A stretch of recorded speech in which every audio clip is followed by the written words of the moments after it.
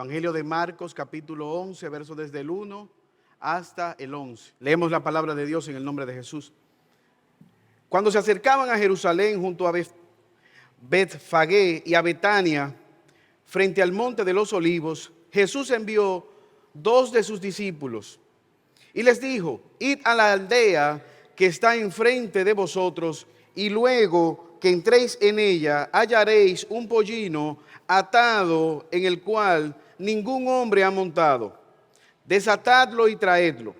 Y si alguien os dijere: ¿por qué hacéis esto?, decid que el Señor lo necesita y que luego lo devolverá. Fueron y hallaron el pollino atado fuera a la puerta, en el recodo del camino, y lo desataron. Y uno de los que estaba allí les dijeron: ¿qué hacéis desatando el pollino? Ellos entonces les dijeron como Jesús le había mandado, y los dejaron. Y trajeron el pollino a Jesús y echaron sobre él sus mantos, y se sentó sobre él. También muchos tendían sus mantos por el camino, y otros cortaban ramas de los árboles y las tendían por el camino. Y los que iban delante y los que iban detrás daban voces diciendo: Hosanna, bendito el que viene en el nombre del Señor.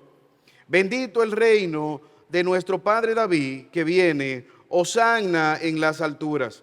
Y entró Jesús en Jerusalén en el templo, y habiendo mirado alrededor todas las cosas, como ya anochecía, se fue a Betania con los 12. Oremos. Señor, alabado y bendecido sea tu nombre. Gracias, oh Dios eterno, por acordarte de la humanidad caída y enviar a tu Hijo en rescate por nuestros pecados. Jesús, el Salvador, el Rey eterno, que habitó en esta tierra, se humanó para redención de nuestros pecados. Te suplicamos en este momento que tú nos permitas recordar su sacrificio y que podamos vivir conforme a su obra. Si hay alguien en este lugar que no te conoce, que pueda ser traído con lazos de amor a salvación, porque te lo pedimos por los méritos de Jesús. Amén. El Instituto Tecnológico de Massachusetts, MIT, es una de las principales universidades del mundo. De hecho, es tan famosa que por 12 años consecutivos mantuvo el título como la mejor universidad de todo el mundo, por encima de otras grandes universidades. Recientemente, este instituto, esta universidad, inició una investigación tomando en cuenta la física, específicamente la reología, que es la rama de la física que se encarga del estudio que produce la fuerza en los cuerpos. Cómo usted aplica una fuerza y puede deformar un cuerpo. Y ese estudio consistía fundamentalmente en 2 cosas. Investigar cómo usted puede girar una galletita Oreo sin que ésta se le despedace en las manos. Y la segunda investigación que iban a llevar a cabo era determinar la razón por la cual el dulce de la galletita Oreo se queda pegado generalmente en la mitad de uno de los 2 lados. Y usted dice: esta investigación puede hacerla mi sobrino de 4 años. Ahora, mientras yo leía esta investigación, que puede ser rocosa, yo imaginaba con cuánta frecuencia nosotros, los seres humanos, invertimos horas de nuestras vidas, energía, recursos, en cosas que son irrelevantes y que no tendrán ningún tipo de repercusión en la vida eterna. De hecho, yo recordaba un día, mientras iba a visitar a mi madre, que había una gran fila de vehículos en el club de la comunidad donde ella vive. Y me llamó la atención porque no parecía una fiesta, no parecía un velorio. Y le pregunté que qué era lo que estaba pasando esta muchedumbre. Y para sorpresa mía, era un torneo que se estaba llevando a cabo acerca de peleas de guppies. Y esa multitud estaba viendo cuál iba a ser el campeón de Guppy en esta provincia de La Vega. Yo no sabía que tanta gente se podría ir a ver peleas de Guppy. Ahora, la pregunta que está en este pasaje: ¿vale la pena nosotros detener el estudio de investigación de la galletita Oreo que está haciendo la MIT para poner atención al Rey Jesús? ¿Vale la pena nosotros tomar un tiempo para reflexionar más allá de esta tierra? El texto que nosotros acabamos de leer nos muestra que los verdaderos discípulos se deleitan y se satisfacen en Jesús, el Rey que ha sido enviado. Los verdaderos discípulos están preparados para recibir a ese Rey y se deleitan en ese Rey. Si nosotros recordamos este pasaje, Jesús ha sanado a un ciego, Bartimeo el ciego, en Jericó. Y él va en su última semana de existencia en esta tierra. Esta es la semana de la pasión. Él va camino a Jerusalén para ser crucificado. Ahora, él llega al lugar cercano a Jerusalén, como nos dice el versículo 1, Betfagé y a Betania. Él está frente a la ciudad de Jerusalén. Y lo primero que Marcos quiere que nosotros sepamos es que Jesús es el Rey que tiene control de todas las cosas. Jesús es el Rey que tiene control de todas las cosas. Él está en el monte de los olivos, versículo 1, léalo conmigo por favor. Y envió a 2 de sus discípulos y les dijo: id a la aldea que está enfrente de vosotros, y cuando entréis en ella hallaréis un pollino atado en el cual ninguno ha montado, desatadlo y traedlo. Y si alguien le pregunta qué están haciendo, díganle: el Señor lo necesita. Jesús gobierna todas las cosas. Él da de manera detallada todos los indicios del cómo iban a hacer las cosas. Entren y van a encontrar un pollino, un asno pequeño, y ustedes entonces le van a decir, lo van a desatar, y cuando el dueño le pregunte, ustedes le van a decir: el Señor lo necesita. Y lo que Marco quiere hacernos ver es la omnisciencia de Dios. Él sabe, Jesús es Dios y Él conoce todas las cosas. Él conoce todos los detalles.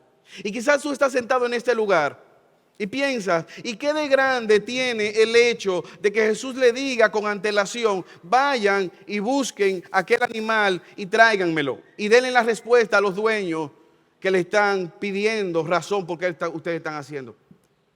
Eso quizás se pudo haber resuelto con una llamada: mira, voy entrando, prepárame el burro, ya voy llegando, mándamelo, voy a mandar a un amigo mío, 2 muchachos, mándame el burro.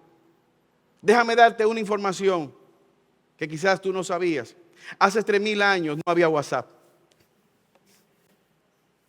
Hace más de 3000 años tampoco había celular. Jesús gobierna todas las cosas. Esto tiene implicaciones para nosotros, hermanos, en el sentido de que como Rey soberano, el mundo no lo gobiernan los hombres, los dirigentes, los políticos. El mundo no lo gobiernan los dados, el azar. El mundo no está gobernado por la economía o por la bolsa de Wall Street. Solo hay uno que gobierna todas las cosas, y este es nuestro buen Dios, soberano, gobernante de todas las cosas. Jesús es Dios, Él es el Rey que tiene control de todas las cosas. Él va a Jerusalén, pero como Él ha anunciado, a ofrendar su vida. Nadie se la quita, Él la pone y Él mismo se levantará de entre los muertos.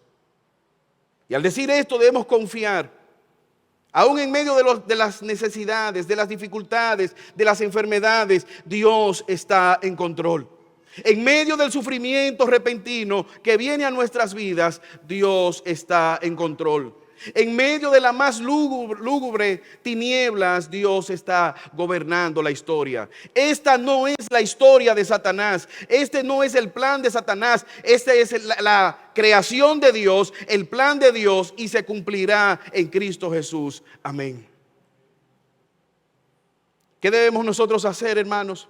Adorar al Rey que gobierna todas las cosas. postrarnos delante del único Rey que dice lo por venir antes de que suceda. Pero hay un segundo elemento que nosotros vemos en el pasaje.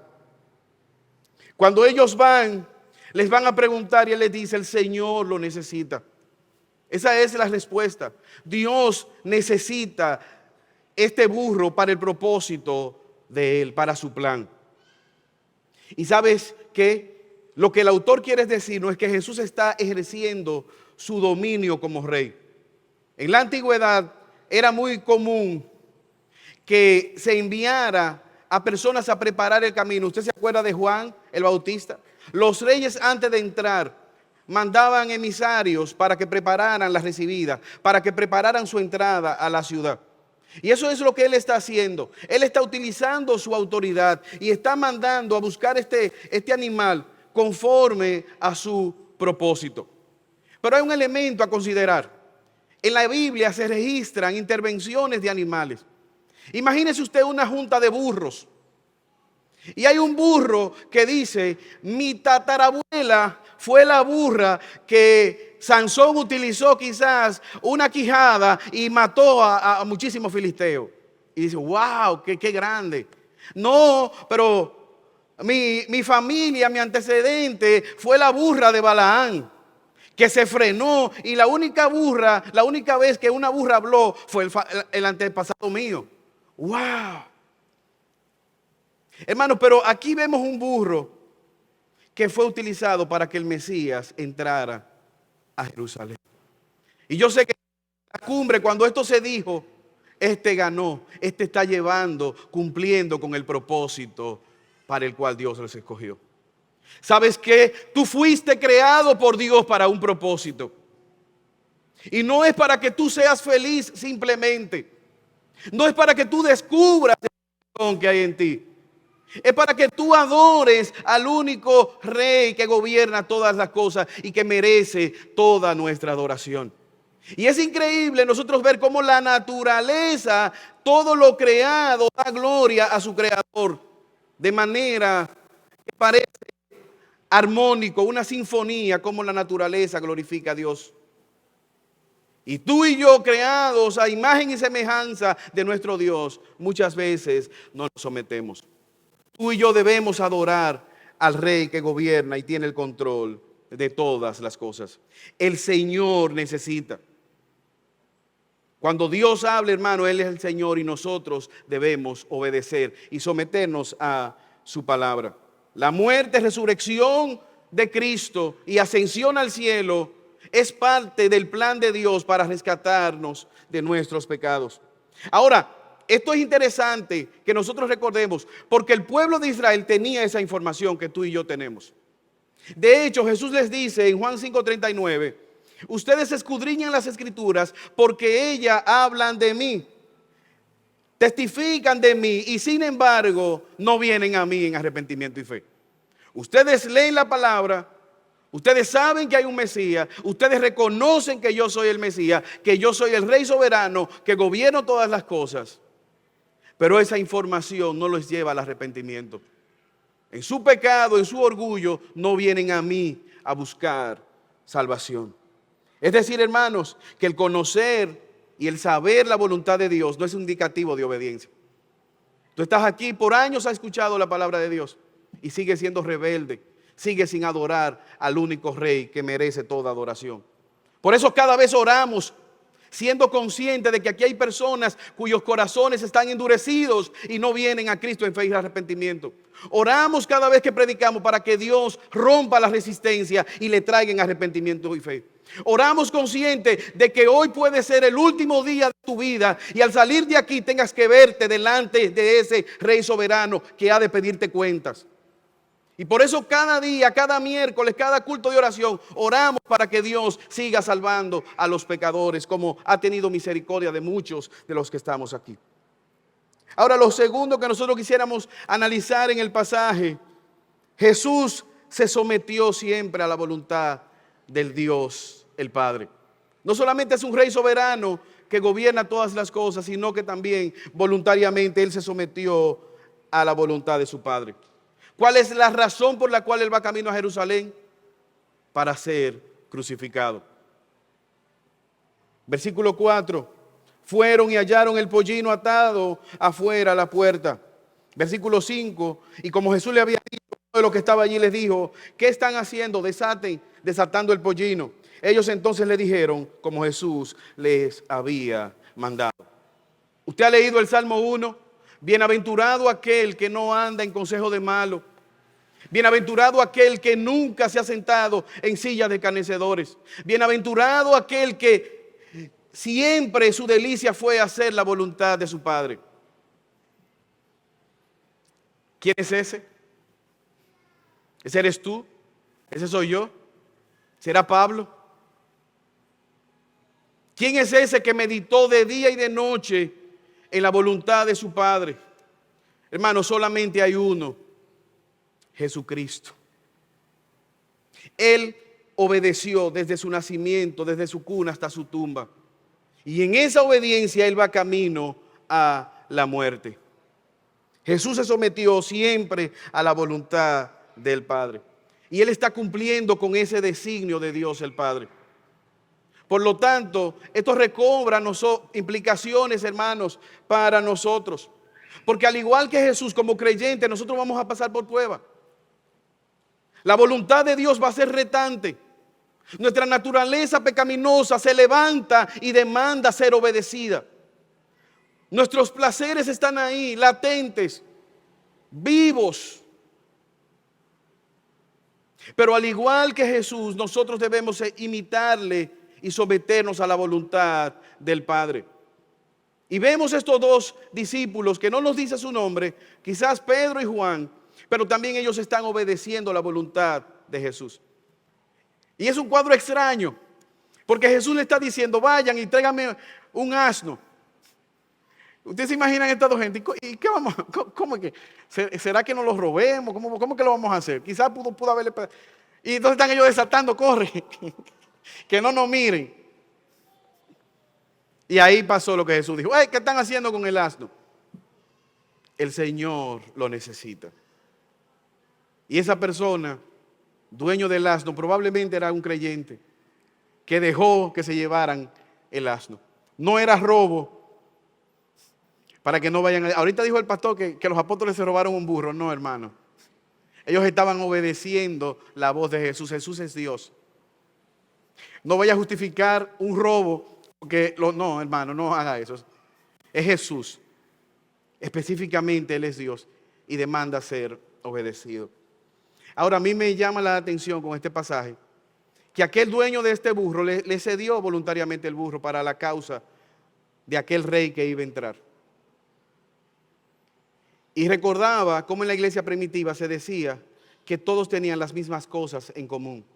Los mismos bienes estaban a la disposición de las necesidades de lo que tenían.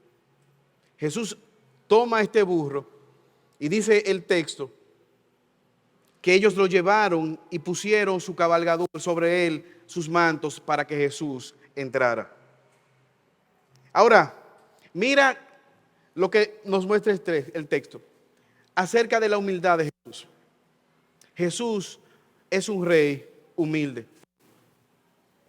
Él va en este burro montado, pero lo que está ejemplificando es la entrada de un rey.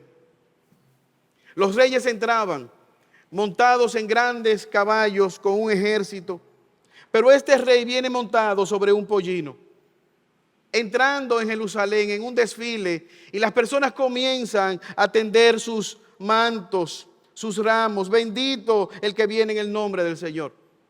Pero lo que él está ejemplificando era la promesa que estaba en Zacarías capítulo 9, versículo 9. Si puedes ir allá conmigo.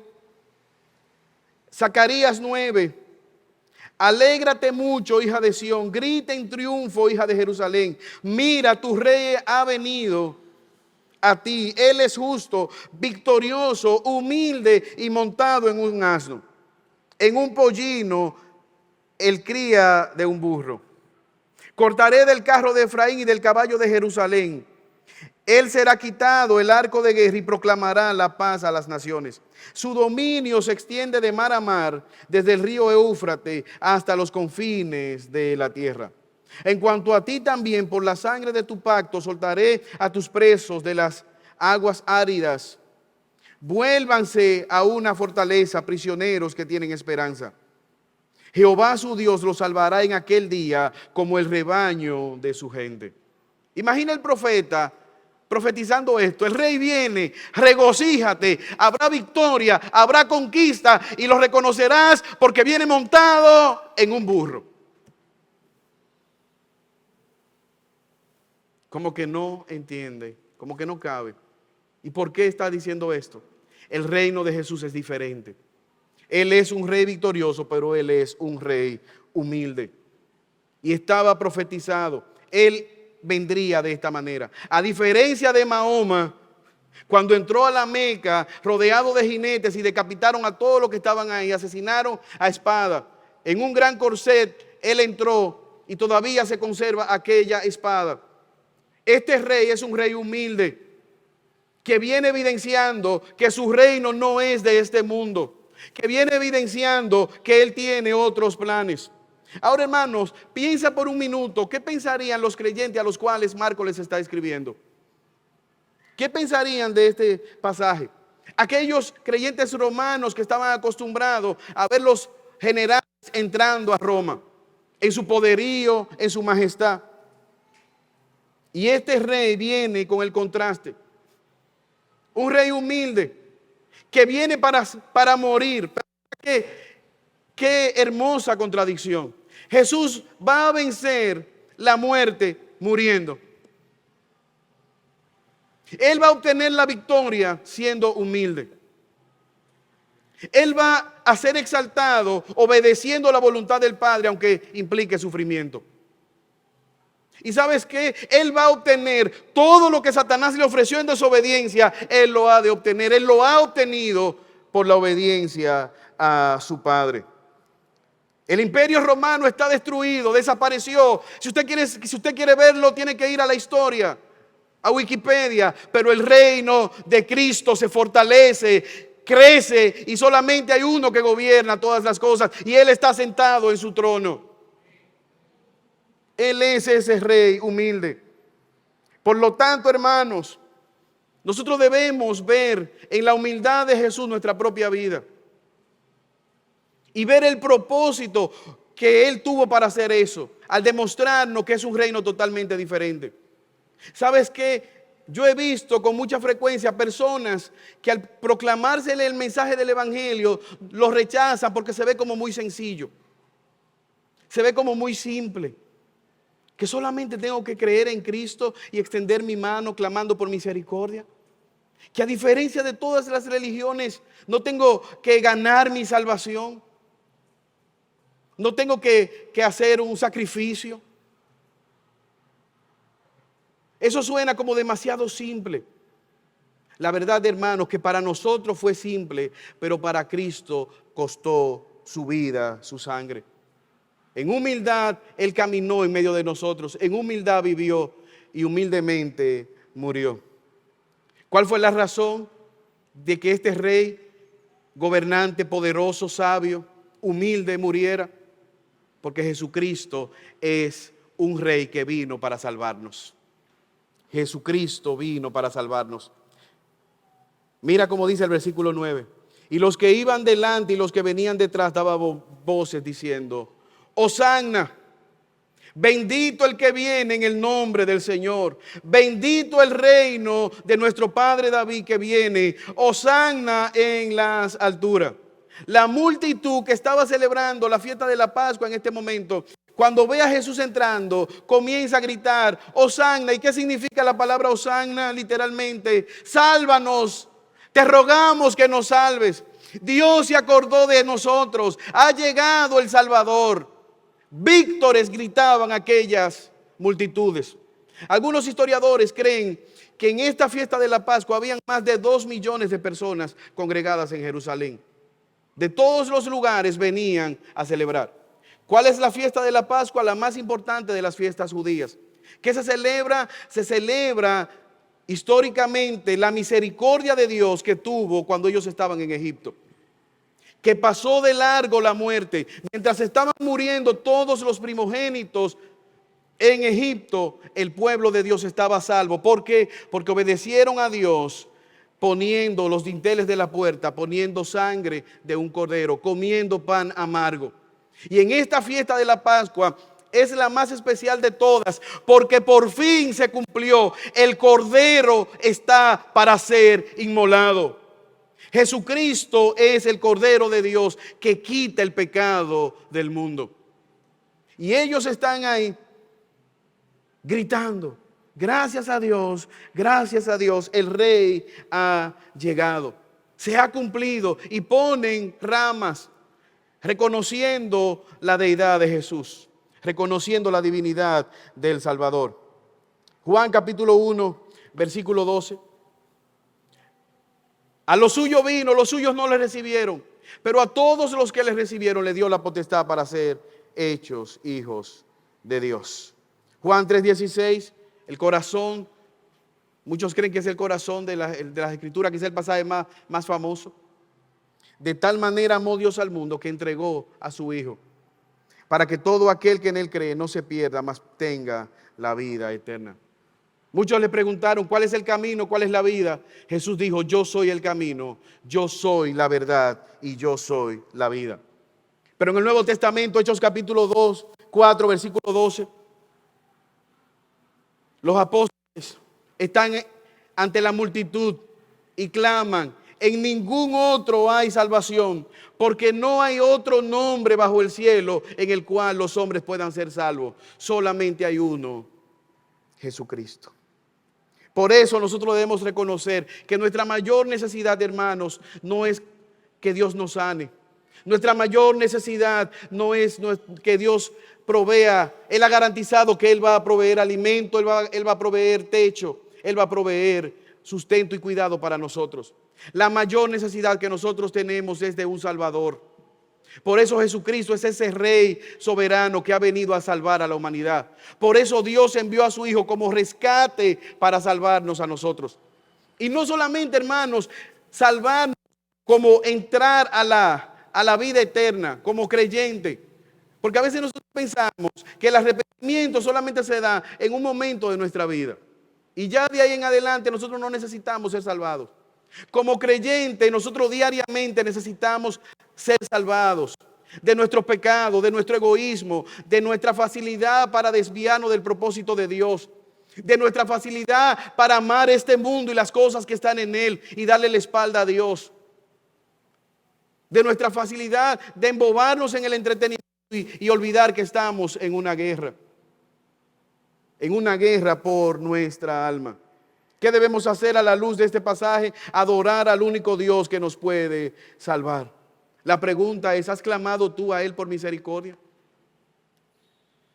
Aquí vemos una multitud celebrando que Él ha entrado. Hosanna, Dios se ha acordado. Ahora, si has estado con nosotros un buen tiempo, tú sabes que la multitud como que no es muy confiable. Esta multitud está adorando al Dios verdadero, pero con una motivación falsa. Hace algunos años, a un grupo de personas aquí, estábamos más jóvenes, quisimos ser patriotas y nos inscribimos para participar en unas elecciones. Llegado el día, estábamos ahí. Gracias a Dios tuve la misericordia de que me mandaron a un lugar cercano a donde vive mi mamá. Y a mí me fue bien. La gente me conocía y me trataron bien. Randy, Rafael, el pastor Jacinto, que estaba también esa vez, no le tocó lugares cercanos. Pero a mi hermano Randy le pasó algo curioso. Cuando contaron los votos, justamente en la mesa que él estaba, todos los que estaban ahí votaron ahí. Llegó el final y comenzaron, Randy era el presidente de la mesa y están contando los votos. Al final, todos se ríen, menos un delegado. Y todo el mundo se queda mirándole y él sabe que se están riendo a causa de él. Y él dice: ¿qué es lo que pasa? ¿Por qué ustedes están riendo de mí? Entonces los otros le dijeron, es que es curioso que tú siendo el delegado de un partido y habiendo votado aquí, el partido tuyo no sacó ningún voto. Entonces él recapacitó y dijo, no, lo que pasa es que uno se la tiene que buscar y eso. Él tenía el gafete, había cobrado el dinero de ese partido y no votó por el partido que él estaba representando. Hermano, eso es la multitud que está aquí. Él está diciendo, Jesús, Jesús, Jesús. Llegó el rey, sálvanos, rey. Pero se van quedando, sigan, Jesús, Jesús, Jesús, Jesús. Usted se ha topado con personas que dicen, ¿tú eres creyente? Bien, eso es bueno, a mí me gusta, sigue. Esta multitud que no está reflexionando en lo que está haciendo. Jesús es su rey, pero por un día. Jesús es su rey, pero el día de la Pascua. Ellos volverán a sus casas. Más adelante vamos a ver que esa misma multitud gritará, Barrabás, Barrabás, suéltame a Barrabás, mata a Jesús, suelta a Barrabás. Y a mí me gustaría decir que eso nada más pasó una sola vez en la historia. La verdad es que el catolicismo romano, año tras año, viene con los ramos, viene con los mantos. Y Jesús es su rey un día. Pero quizás tú no eres católico romano y estás en este lugar y estás haciendo lo mismo. Quizás Jesús solamente gobierna tu vida un día, el domingo de 10 a 12.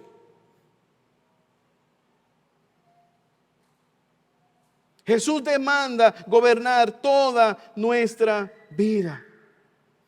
Malaquías capítulo 3, versículo 1 al 2, mira cómo dice, he aquí yo envío mi mensajero, el cual preparará el camino delante de mí, y vendrá súbitamente a su templo el Señor, a quien vosotros buscáis, y el ángel del pacto, a quien deseáis vosotros. He aquí viene, ha dicho Jehová de los ejércitos, ¿y quién podrá soportar el tiempo de su venida? ¿Quién podrá estar en pie cuando se manifieste? Porque es como un fuego purificador. La venida de Jesús implica que el rey ha llegado y que por lo tanto todos sus súbditos tienen que estar alineados a su mensaje. Tendrá implicaciones de gozo para los que son creyentes, pero de juicio a la multitud que se aparta.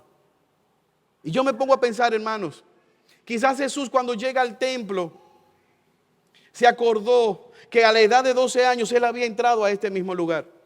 Él va al templo y entra a aquel lugar que a los 12 años visitó, que debatió con los fariseos. Y ellos se sorprendían de la sabiduría de Jesús, pero no se arrepentían de sus pecados. Información que no produce transformación. ¿Qué debemos hacer a la luz de esta verdad? Adorar, hermanos, al único Rey que merece toda la adoración. Adorar de manera genuina de nuestros corazones, con una vida transformada. Preguntarnos, cuestionar nuestra fe si realmente hemos nacido de nuevo. Finalmente, Jesús es un Rey justo.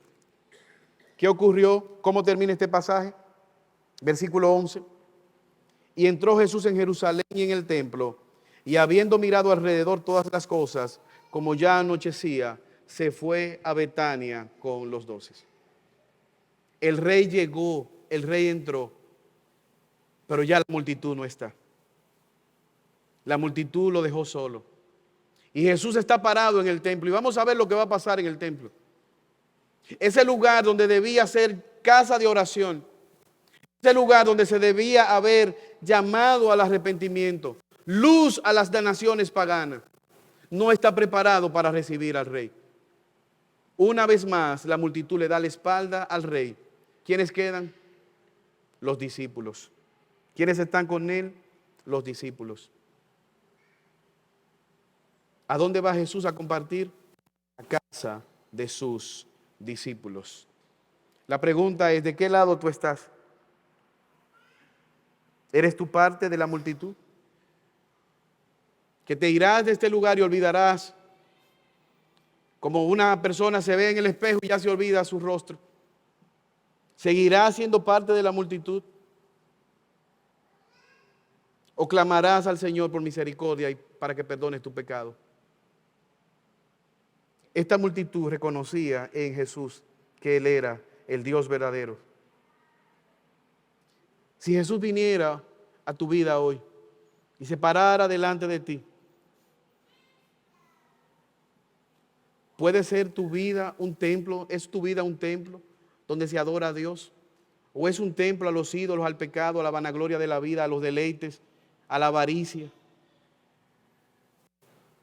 Este templo no cumplió con el propósito por el que debía cumplir. No adoraban al Dios que debían adorar.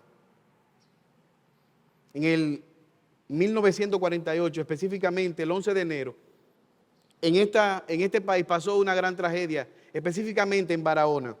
Se llama la tragedia en Yamasá, la tragedia de Río Verde. Un avión que llevaba unos peloteros desde Yamasá a Santiago se cayó, perdiendo la vida aquellos deportistas. Solamente uno fue salvado, Luis María Muñoz, el gallego, porque decidió irse en el vehículo y no se montó en el avión que cayeron los pasajeros. Esto tomó relevancia porque en el 2001 el gallego, como se le apodaba a aquel pelotero, perdió la vida en la tragedia del avión que venía hacia acá luego del 11 de septiembre, que venía cargado de dominicanos. Y primero se salvó de haber muerto en aquel accidente aéreo y aproximadamente unos tantos años después, 70, qué sé yo, y tantos años, pierde la vida. Ahora recobró cierta preponderancia porque se llevó la película al cine y se acordó de aquella tragedia que había pasado. Esta película se grabó, una película dominicana, quizá usted no la vio. Pero la semana pasada vuelve de nuevo el tema a la palestra pública. Porque justamente un joven llamado Amado Francisco Gutiérrez, que interpretó el sobreviviente de aquella película, de aquella tragedia, perdió la vida en un avión en Haití. Y era como si la gente comenzó a decir, y él mismo había dicho, quiera Dios que a mí no me pase eso, porque eso pasa en la película, pasa en TNT. Decía el actor cuando interpretó aquel papel. Ahora, lo que quiero resaltar con esto, hermanos, es que cómo la historia una y otra vez se repite. Cómo nosotros podemos vivir una y otra vez. Y no me gustaría, hermanos, que tú, quizás estando en este lugar, escuches tanto la verdad de Dios, escuches tanto la proclamación del Evangelio, escuches tanto que el Rey viene, que Cristo viene, que Cristo viene, que te llama al arrepentimiento, que te llama a la santidad. Y tú te olvides de esta gran verdad. Y que te pase lo que le pasó al pueblo de Israel. Porque estas cosas están ahí para que nosotros viendo no cometamos los mismos pecados que ellos cometieron. Jesús es el Rey soberano, gobierna todas las cosas, que merece ser adorado. Jesús es el Rey soberano que voluntariamente se sometió a la voluntad del Padre hasta la muerte. Jesús es el Rey soberano que humildemente cabalgó un pollino y ofreció su vida por nuestros pecados. Jesús es ese Rey soberano que es justo y que no va a tener por inocente al culpable. Los verdaderos discípulos de Jesús son aquellos que se regocijan plenamente en Él y que no solamente eso, están preparados para recibirle como lo que Él es, el único Rey verdadero que merece ser adorado. Oremos. Señor, alabado y bendecido sea tu nombre. Gracias, oh Padre, por tu palabra. Oh Señor, gracias por Jesucristo. Ayúdanos cada día, Señor, a vivir para tu gloria, rindiendo nuestras vidas delante de ese Rey eterno. Oro una vez más, Señor, que tú traigas consuelo a aquellas vidas que están en este lugar y que quizás tienen temor al futuro, alguna circunstancia. Ayúdales a confiar cada día más en ti. Pero también abre el entendimiento de aquellos que hoy pueden estar en tinieblas y que puedan ver la gloria del único Rey verdadero que merece ser adorado. Por Cristo te lo pedimos. Amén.